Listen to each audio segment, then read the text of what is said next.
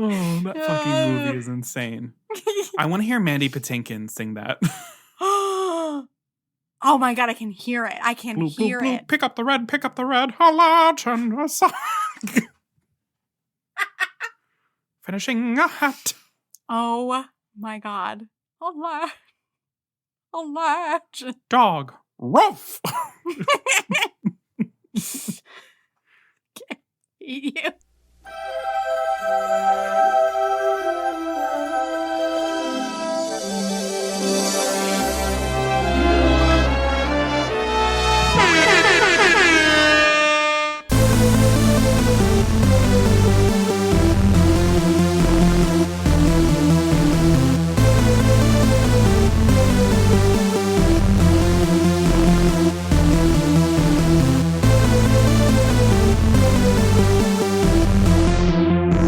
Yes, I've had the odd complaint, but on the whole, I've been a saint. To those poor unfortunate souls.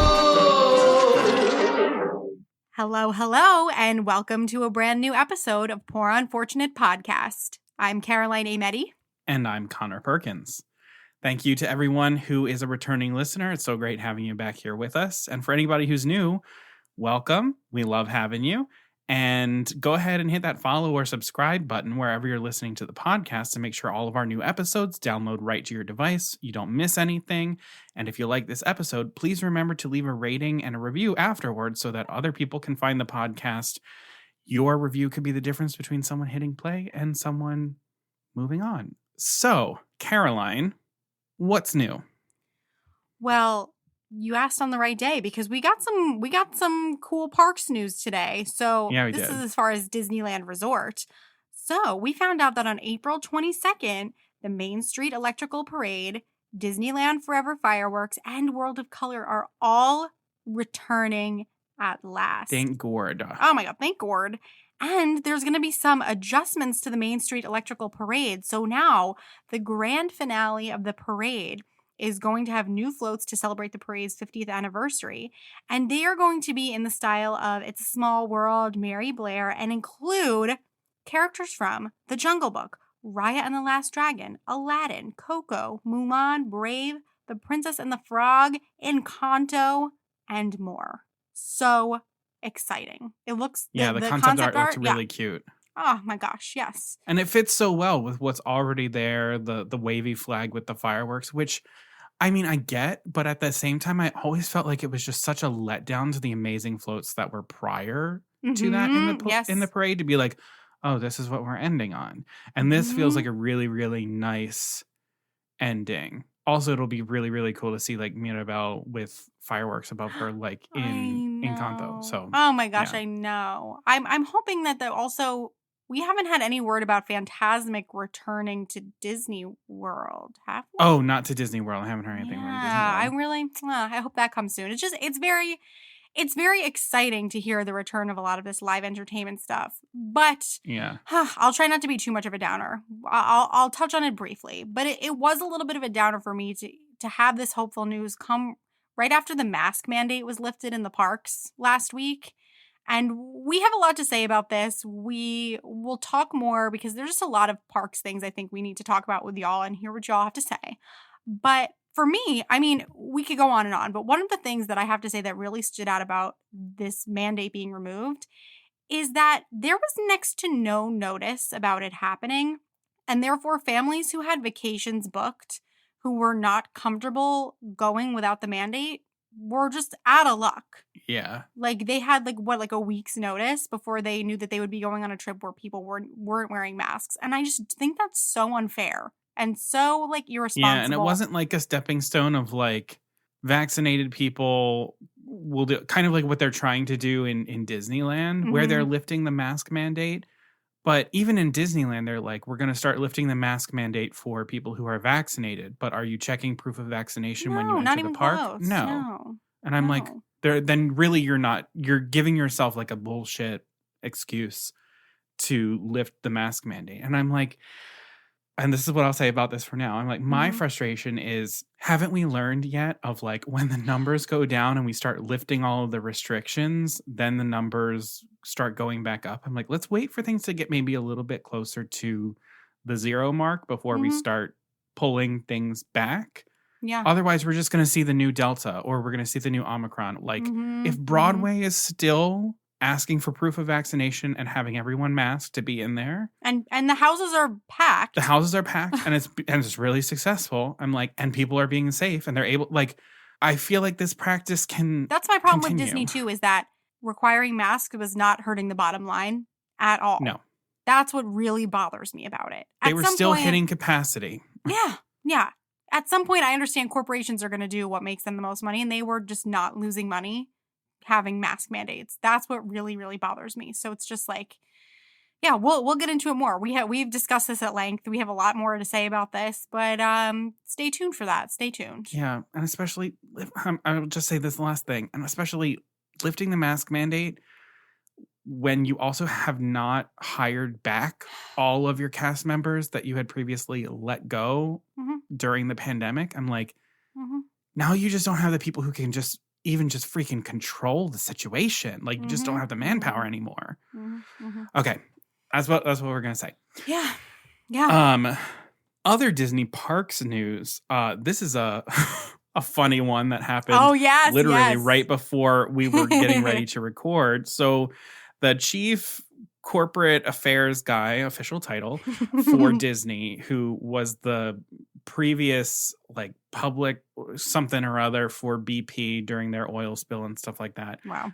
Jeff Morrell, he accidentally today leaked the release date, the release date of Guardians of the Galaxy Cosmic Rewind in Epcot, which is Memorial Day weekend. Shortly afterwards, he took down that tweet and then reposted it without the date, but the damage was already done. He Oh, leaked it, wow. and I'm like, Wow. ironically, leaks seem to be a thing for Mr. XBP person.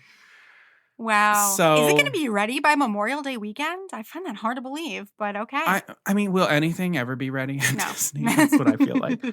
Well, that's it. Speaking of that, they've been letting, they've been doing influencer previews of the Galactic Star Cruiser. And so that's happening. Yeah. Well, that's supposed to launch next week. Like, Galactic Star Cruiser is supposed to start next week. And then what also in the world? They were bringing, this is a miracle. This is how I know like shit is oddly moving in I don't know what direction, but it's moving. Ride vehicles were being transferred into Magic Kingdom Park for Tron Light Cycle Run. Yes. I was like, holy shit. It's only been 84 years. I know. Old lady from Titanic. Like, since this has been happening. Well, I mean, same thing with Cosmic Rewind. Mhm. Like, Ellen's Energy Adventure was shut down. Velocicoaster was announced in Universal. Velocicoaster opened in Universal. And Cosmic Rewind isn't going to open until a year later. Like, like, come on. Come on. Yeah. Oh, no, I actually didn't know about this. Toontown will be closing in Disneyland for a major overhaul. I actually didn't really know about that. Yeah. To welcome the Runaway Railway for a while. and stuff. Yeah. Yeah. Yeah. Runaway Railway is going to go up. They're reimagining Goofy and Donald's stuff. Roger Rabbit is going to stay. Mickey and Minnie's house is going to stay. I keep forgetting that the Roger Rabbit cartoon spin is there. I've never been on it.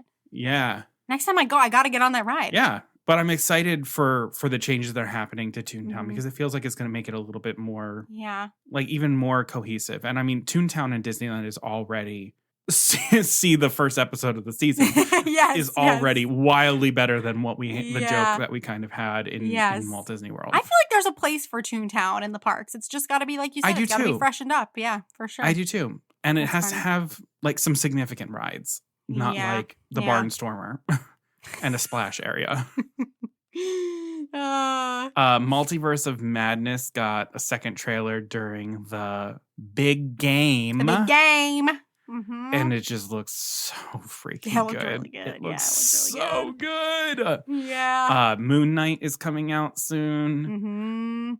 Turning Red is, when is that? Turning Red is in March. I forget what date in March. Yeah. But next month, Turning Red. Yep. Also, this is not new news, but I don't know if we've ever discussed it, but at some point in the last couple of months, we finally got the release date for the live action Little Mermaid. So that'll be May 26th, 2023. Yeah. All right. I'm so excited for it. I've been talking about this since like 2 years ago. I keep waiting. I just really want to see this movie. All right. I think that's pretty much everything that we have right now for Disney news. As always, stay up to date with our social media and we'll keep you posted on any new stuff. We will. So with that, let's just dive right into the episode, shall we? We shall. So everyone, it's the moment that we've been waiting for, and maybe some of you have been waiting for as well.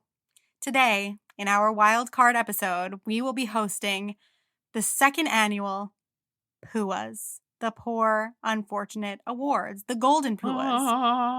Oh, whatever you choose to call it. It's going to be fun, people. I'm just so excited.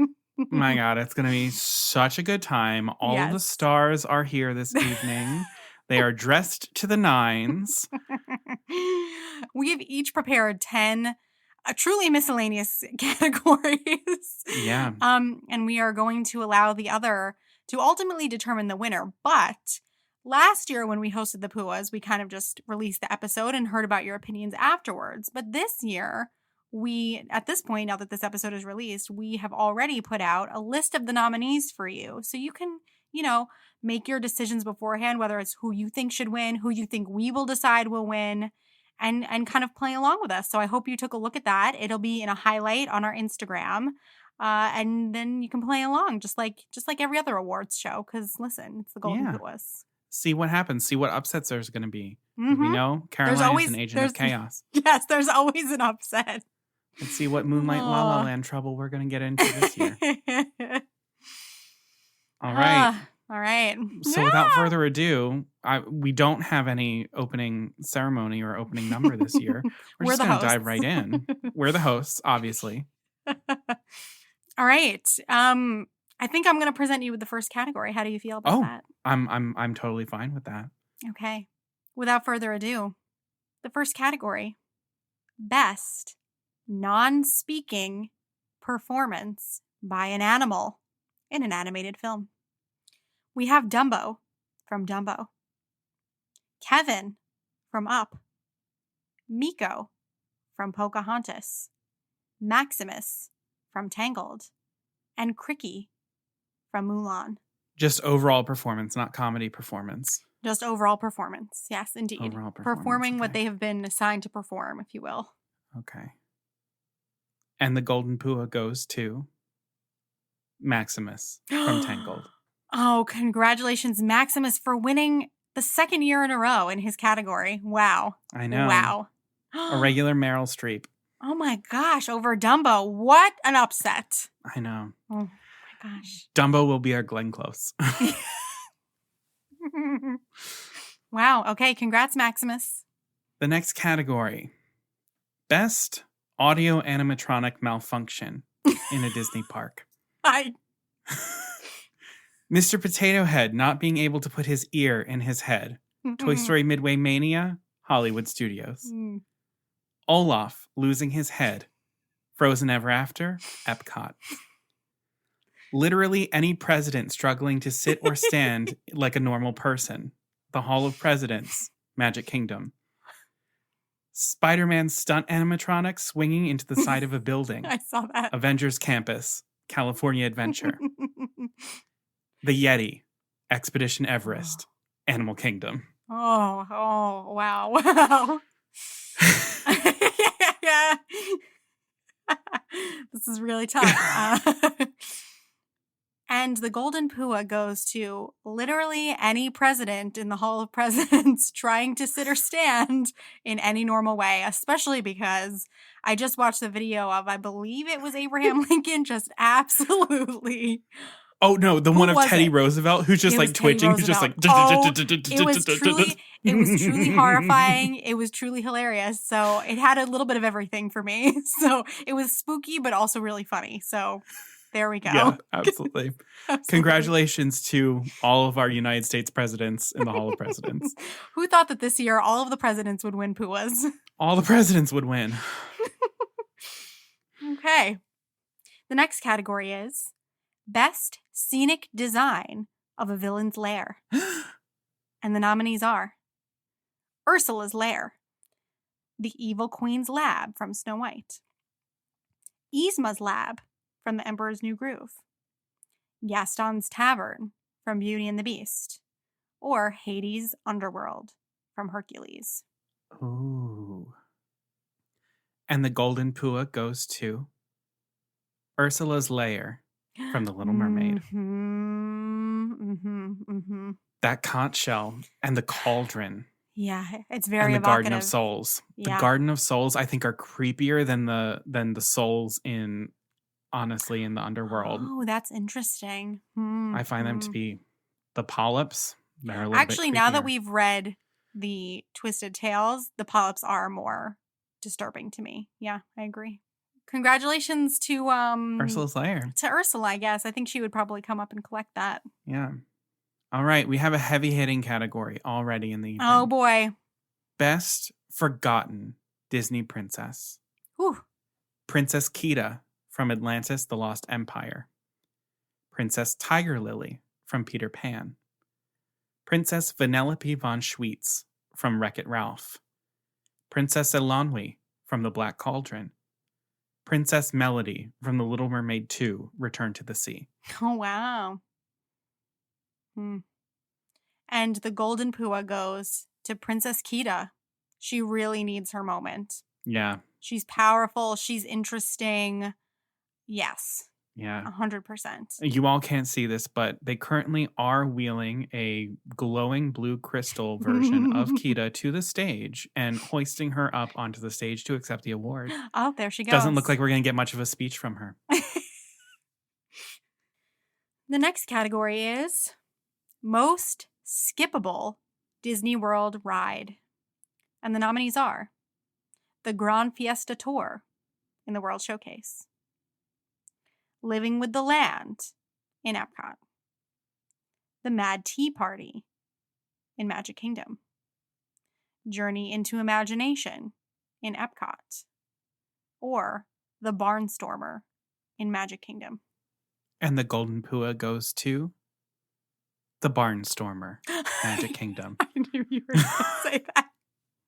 I will not stand 60 minutes for a 1 minute ride.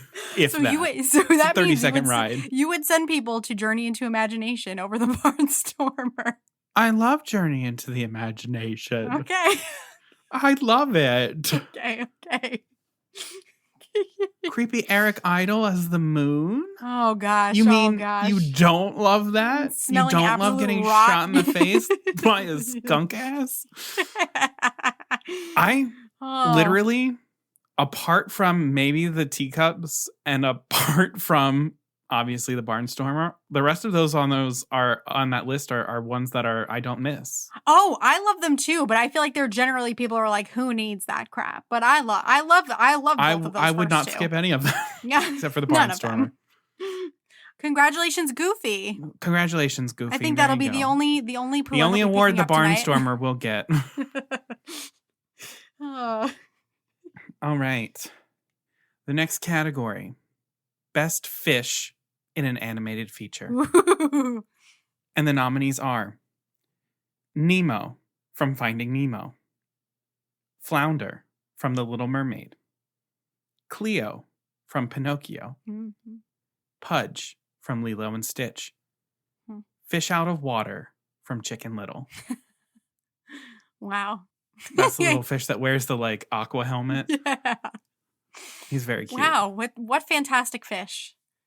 And the Golden Pua goes to Flounder by a landslide, I would say. A classic performance, true heroism in the final moments of the film. He's got the whole package. I love Flounder. I'm very biased, so I'm sorry. Long time coming for Flounder. Yeah, it's He's time. really been working his way up. Yes, it's time. Yes. I feel like Cleo came as his date. Oh, yeah. Mhm. And then they were nominated in the same category, and that was like a little awkward. Yeah. But she was supportive of him. She was first one up to clap. Yeah. Yeah. And by up, I mean she just moved up slightly in her fishbowl. And by clap, I mean opened her mouth and closed it. Oh.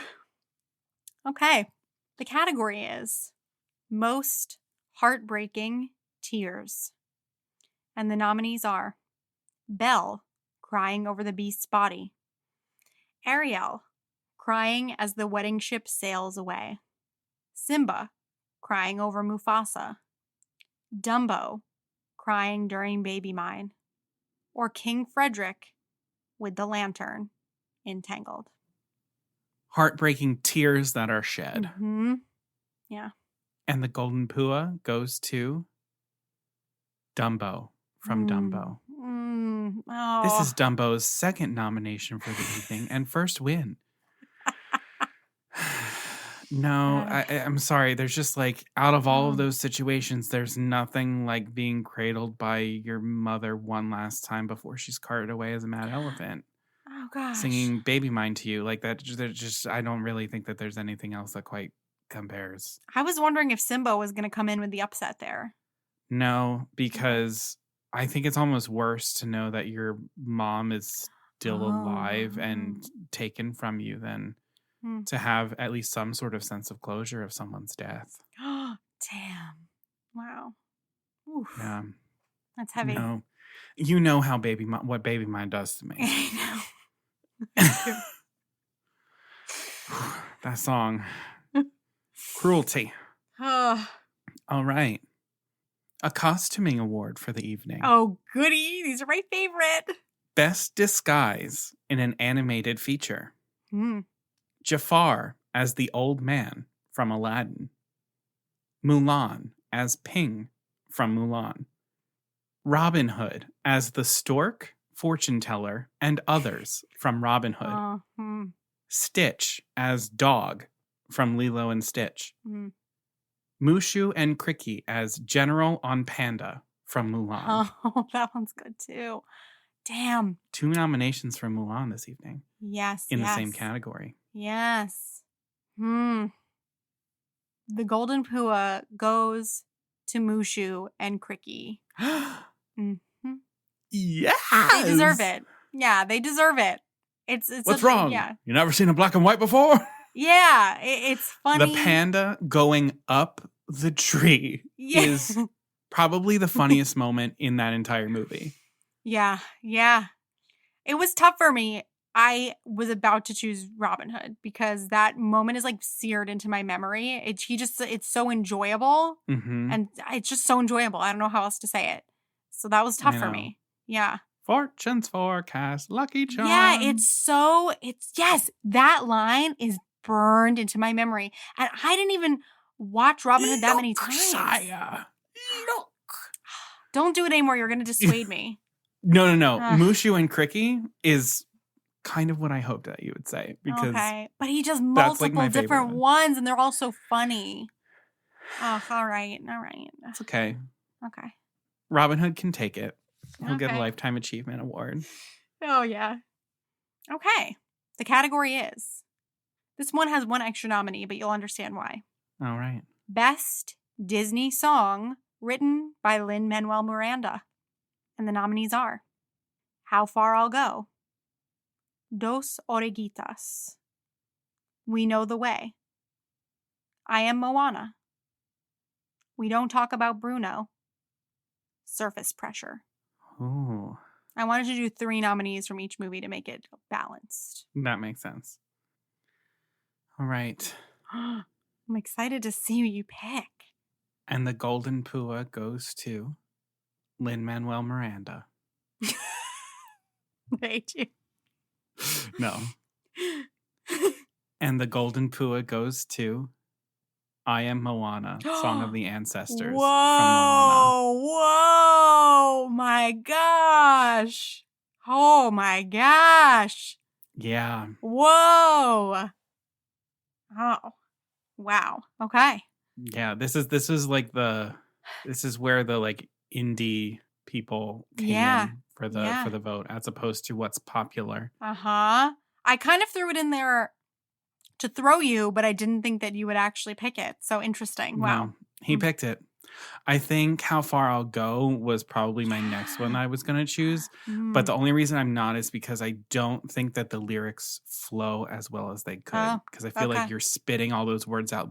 See the line where the sky meets the... It's like, it's not natural. But I feel like I Am Moana. It's just like... Wow. I am the daughter of the village chief.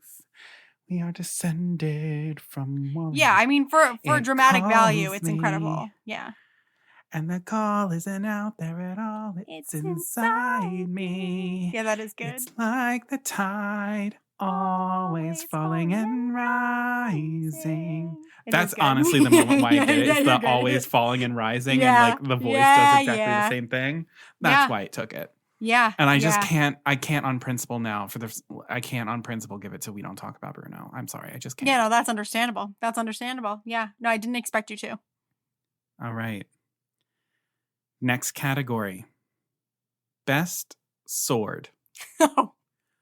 Hoffund, the Bifrost sword from Thor. Raya's sword from Raya and the Last Dragon. The Skywalker lightsaber from the Star Wars franchise. And when I say the Skywalker saber, I mean Anakin Skywalker's blue one that becomes Luke's, that becomes Rey's. The Sword in the Stone from The Sword in the Stone. The Keyblade from Kingdom Hearts. Oh, dang. I thought I had it.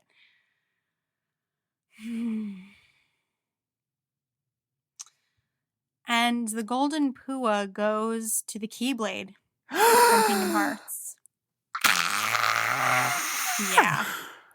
Yeah. It has to be. 9-year-old Connor just emerged from my soul and ran to the stage to accept the sword. I wanted to give it to the Skywalker lightsaber, but it just didn't feel right over the Keyblade. It just felt wrong. Because also the Keyblade can be all of the Disney movies because there's so many different Keyblades. Yeah. Yeah. Like if they were to include Star Wars in the next Kingdom Hearts game, they could have a Keyblade that has a lightsaber attached to it, which very honestly, true. Help me, Jesus. I want that. It is the blade to encompass them all. Mm-hmm. Yeah, that makes sense. Congratulations, Kingdom Hearts. And on your 20th anniversary. Yes, there is the Kingdom Hearts' very first Pua. Nomination and win. Yes, wow. Yes. All right. We've got a big one. Okay. The next category is Best Display of Magical Powers by a Disney Heroine. And the nominees are Elsa from Frozen, Rapunzel from Tangled, Fuck you, Isabella from Encanto, Rey from Star Wars, Mary Poppins from Mary Poppins. I built this category to hurt your feelings. Okay, best display of magical power. Oh, fuck you. Oh. I'm not going to say Rey because I don't think that is the best display of magical powers because I think it's a little bit dangerous. All right. Okay. She's gone. Isabella, no, because she's a bitch. Okay. Sorry. I don't know how to choose between these last three. I know. You're a criminal. Know. These are your girls. It's so You're bad. a criminal. Okay. And the Golden Pua goes to Elsa from Frozen and Frozen 2. Mm-hmm. It really came down to best display of magical power, and she has multiple very impressive displays of magical power. 1, building a fucking castle. 2, saving all of Arendelle with an ice wall. 3, show yourself. Yeah, okay. And then also just like battling all of the elements into the unknown. Like, Mm-hmm. Okay. Who was your runner-up? Was it Mary or Rapunzel? I didn't choose between them because I didn't have to, and I'm not going to. All right, fair enough. You got me to say it. So okay. Shut up. All right. The next category. Best narrative opening sequence featuring a book. And the nominees are The Adventures of Ichabod and Mr. Toad, Sleeping Beauty, The Sword in the Stone, Robin Hood, The Many Adventures of Winnie the Pooh. The Golden Pua goes to The Many Adventures of Winnie the Pooh. Congratulations. Congratulations. To all of the inhabitants of the 100-acre wood. Friends. Yes. That's a tough category. Yeah, it's like Sleeping Beauty was almost the winner because it's just freaking beautiful. But the narration just can't top the Pooh. Well, the narration of Sleeping Beauty is also stunning because that's yes, they named her Aurora after the sun, like that thing. And then Robin Hood is Oodalally. I know. And then The Sword in the Stone is a legend is sung of when England was young. I'm good on that one. And nights. We have a running joke in my family. Aaron's like, Connor, I will pay you so much money if you go into an audition room for a professional audition and give your 16 bars.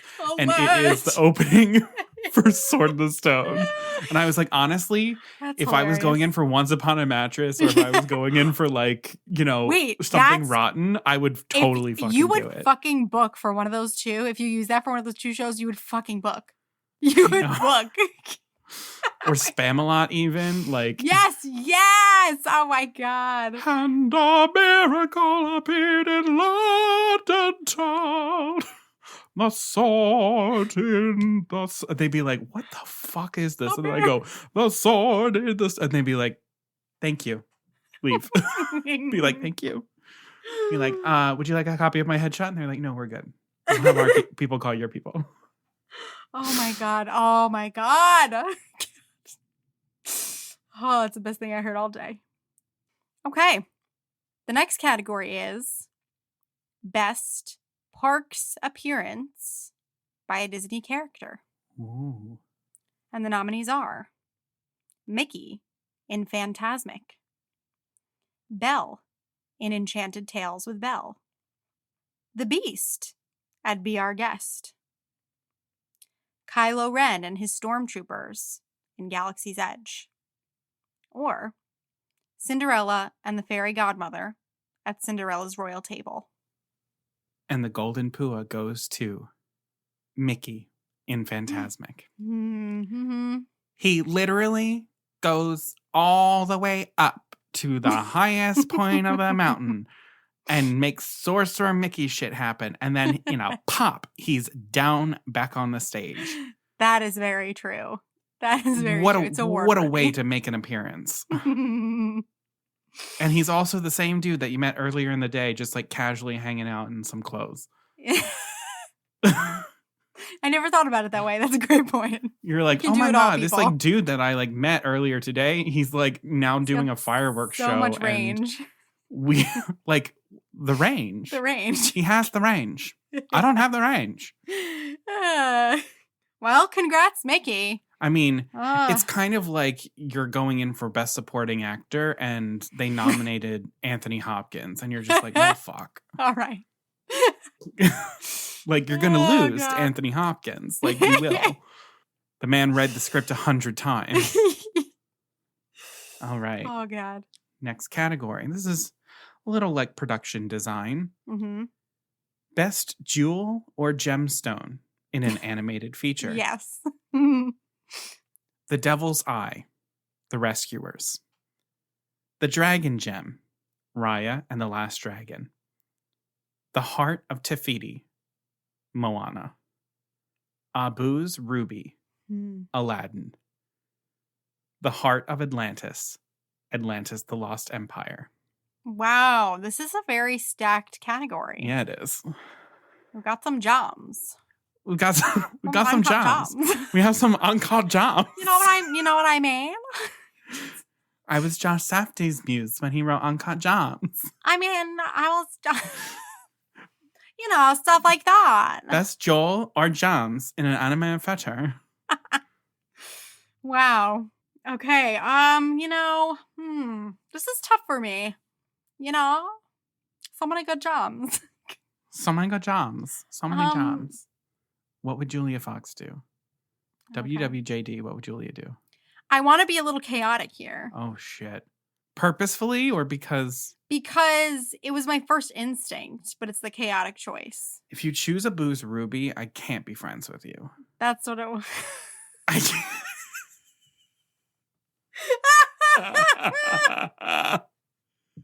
That's what it was. It's the first thing you said to me. The category was gems, and I was like, "Hello, definitely a booze." The Ruby. dragon gem bestows magical powers and keeps the darkness at bay. Fine. No. You can say a booze Ruby. You can totally say it, and I won't say anything. You can totally say that. All right. And the Golden Pua obviously goes to the heart of Tafiti. It's the reason for the whole movie. So it has to be. I would like to say a booze Ruby is really a standout to me, and I just need to make that known. In the little film compilation of this category, that would be heavily featured.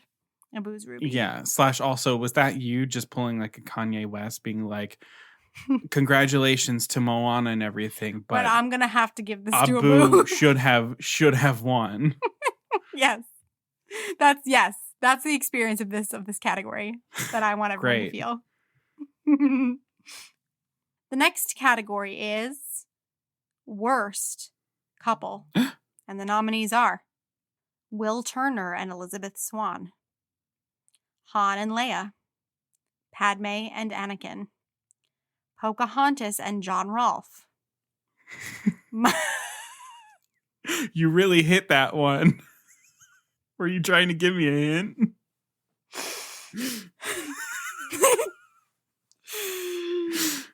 Or Mike Wazowski and Celia. What a very interesting category given the last episode. Okay, I mean, I don't think that Anakin and Padme are healthy at all. I don't think that Mike and Celia are particularly healthy. I feel like there's a level of not listening that's happening between the two of them. Yep. And then Pocahontas and John Rolfe, I can't tell you why, but they just don't belong together. There doesn't have to be reasoning. And the Golden Pua goes to Pocahontas and John Rolfe.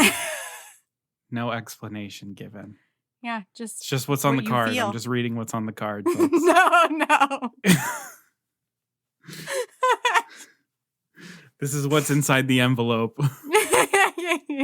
I don't make the rules. You really believe it though in your heart, right? I do. There's no logical reason why. I'm like, he doesn't do anything that's like mean. Yeah. Who comes up and collects this award? Nobody. We accepted on their behalf. No one. They weren't invited.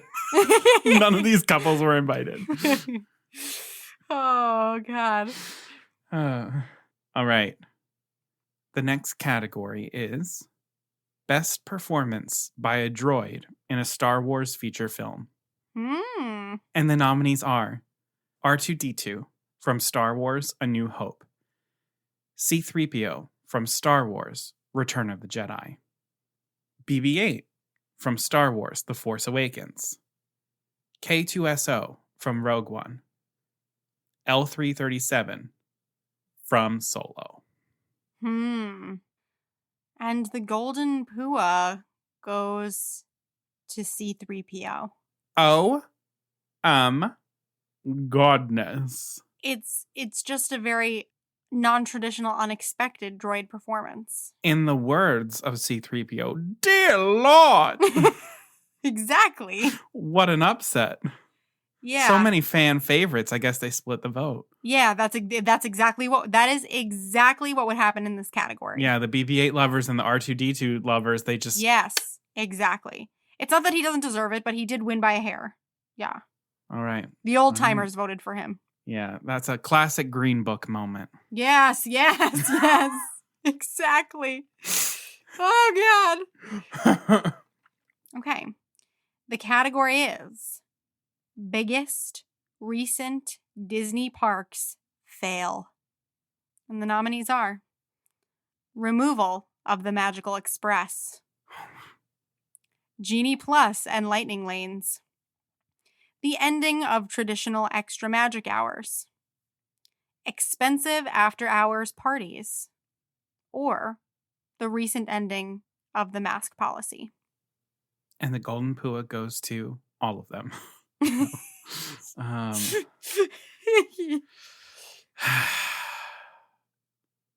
Okay, I have a decision. Okay. And the Golden Pua goes to Genie Plus Lightning Lane. Mm-hmm. Yeah, that's lasting major. Impact. Yeah, had exactly. A role to play here. Yes. This is sound.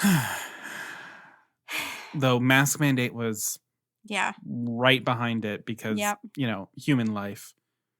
The next category. Best transformation. Physical. The Beast's transformation to a prince. Beauty and the Beast. Maleficent's transformation to a dragon. Sleeping Beauty. The Evil Queen's transformation to a peddler woman / hag. Snow White and the Seven Dwarfs. Cusco's transformation to a llama. The Emperor's New Groove. Giselle's transformation to a live-action human. Enchanted. What an excellent category. Excellent. I tried to give you very different types of transformation. Yes. Very, very good category. Like, Brother Bear was going to be in it. I'm like, but essentially that's the same sort of deal as the Beast transformation. Yep. Same thing with Ariel. And the Golden Pua goes to the Beast's transformation into a prince because it would feel absolutely wrong to give it to anything else, even though I was tempted. There's truly... What were you tempted by? Giselle. I know. That's a kick-ass transformation. Yes, and just the concept of it is brilliant. Just it's really good. It's really good. And it's also the conceit of the movie. Like, you know? I rewatched Enchanted recently and I was like, I forgot how awesome it was of like the stars attaching to her and then she crystallizes and then the last one hits her and it like boom explodes into live action. Very, very brilliant. Yeah. That's really, really cool. Yeah. But there's nothing like the emotional impact. I know they're all different, but the emotional impact of the Beast changing is like, oh my gosh. Oh my gosh. And that kiss with the hands on the neck. It's such a good kiss where it's like the hands where they grab each other's head. Such a good kiss that fireworks shoot out of it. Oh my God. All right. My final category for you of the evening is Best Direct-to-Video Sequel. And the nominees are Pocahontas 2, Journey to the New World. The Little Mermaid 2, Return to the Sea. Kronk's New Groove. Aladdin and the King of Thieves. Lion King 2, Simba's Pride. And the Golden Pua goes to The Lion King 2, Simba's Pride. Oh, I think I know why.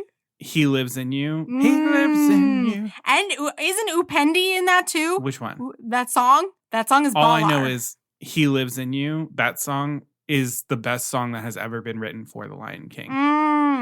All right. And we've reached that moment, the last category of the second annual PUAs. The final category is Best End Titles Cover Performance of a Song Sung in the Film. Now, I do want to be very specific. The eligible nominees for this category, it has to be a cover of a song, so it has to be sung by someone different from who sings it in the film. Okay. And it does have to be sung in the film. So, for example, Dos Oruguitas is not eligible. Got it. Through My Eyes from Brother Bear is not nominated as well. Okay. And the nominees are Beauty and the Beast by Celine Dion and Peebo Bryson from Beauty and the Beast. Into the Unknown by Panic at the Disco from Frozen 2. Reflection by Christina Aguilera from Mulan. Can You Feel the Love Tonight by Elton John from The Lion King. Damn. Colors of the Wind by Vanessa Williams from Pocahontas. Oh, God. Oh, Eat shit. Oh, I truly could not choose this is any bad. of these. I couldn't do this. I was wondering if I Never Knew You would be eligible, but technically got cut from the movie. Yeah, It got cut from the movie, so it's ineligible. Because that end credit, it's so good. True to Your Heart is not nominated because True to Your Heart, if it could have been nominated, would have run away with it. Because that was my fucking thing. True to Your Heart. Excuse me, what about How Does a Moment Last Forever? I know. How does a story never die? I really love that cover. I really love it. I do too. Never easy. But we try. All right. And the final Golden Pua of the evening goes to Celine Dion and Peebo Bryson, Beauty and the Beast. There's nothing like it. It elevates the original song in a way that Elton John almost does as well, but it just elevates the original song. It set the precedent for these pop covers. It's really launched Celine Dion. It's sophisticated. She attributes to Beauty and the Beast her success. Wow, what a queen. That's why she agreed to come back and do the end title song for the live action. She was like, I owe so much to Beauty and the Beast. And she was like, I did this in honor of my husband who passed. Yeah. And she was like, because he told me that I should do Beauty and the Beast. And I did, and it was the gateway to my success. Well, you've only solidified my reasoning. Yeah. Celine's a class act. Well, there you have it, folks. That is the second annual Poor Unfortunate Awards, the PUAs. Wow. Congratulations to all the nominees. Congratulations to all the winners. Again, over 100 nominees this year, 20 categories. We'll be back again next year for the third annual PUAs, but we can't wait to hear your thoughts. And thank you so much for joining us. If you liked this episode, please remember to hit follow or subscribe wherever you listen to the podcast. That way, all of our episodes download right to your device. You don't miss out on anything. And please make sure to hit 5 stars and leave a review. It helps other listeners find the podcast. You know, it boosts us in terms of search results and things like that. And also, it just boosts our mood a little bit too, just to see that you're enjoying what we're putting out there. So thank you in advance for taking the couple seconds that it takes to tap in a few words about what you liked. And we can't wait to bring more to you in the future. Another thing that really means a lot to us is, seriously, every single like, every single comment, every single vote in a poll on our social media accounts. So please follow us at Poor Unfortunate Podcast on Instagram and Facebook, and at Unfortunate Pod on Twitter. We had a really fantastic week over on the Instagram. We put up a lot of our love do's and don'ts from the previous episode and had people vote on what they think about the couples, what they think about the situations. It was fascinating. People were torn down the middle with a lot of these, and it was just a really interesting study. We love hearing what you all think about what we discuss. Sometimes it's the only way we can really, have a conversation with you all about it. So please, aside from us. The two of us, we need sometimes we're an echo chamber here. Sometimes we need some outside opinions. So please follow us. Vote in the polls, leave comments. We love hearing what you have to say. And if you want to speak even more in depth about your Disney opinions, please join us in our private Facebook group, the Poor Unfortunate Fam. Like I said, it's a private group for our listeners where we get to just get to know you better. We get to hear about your Disney trips, what you thought about the episode, if you thought we were totally wrong about something, or if you really agreed. We have some really fantastic conversations. We take fun BuzzFeed quizzes. It's lovely to be there, and we want to meet you. So please join and tell us a little bit about yourself so that we can know a little bit about who's on the other side when we're talking here. And as I always say, it does take us a little bit of money to keep the podcast up and running and coming to you all. We do have a PayPal account, and that's linked in our episode description. and in the website links on all of our social media accounts. Truly, anything that you might be able to contribute goes a long way for us. You can make a donation of $5, $10, more than that. You can make it one time. You can make it monthly. All of it just goes right back into the podcast, helps us keep these episodes free and for the most part ad-free. Every little bit goes a long way for us, like I said. So if you have anything that you might be able to spare, we would really, really appreciate it. Just helps us keep this going for you all. So thank you very much. Thank you. Alrighty, that's going to do it for us. Until next time, happy puas and Beluga Savruga.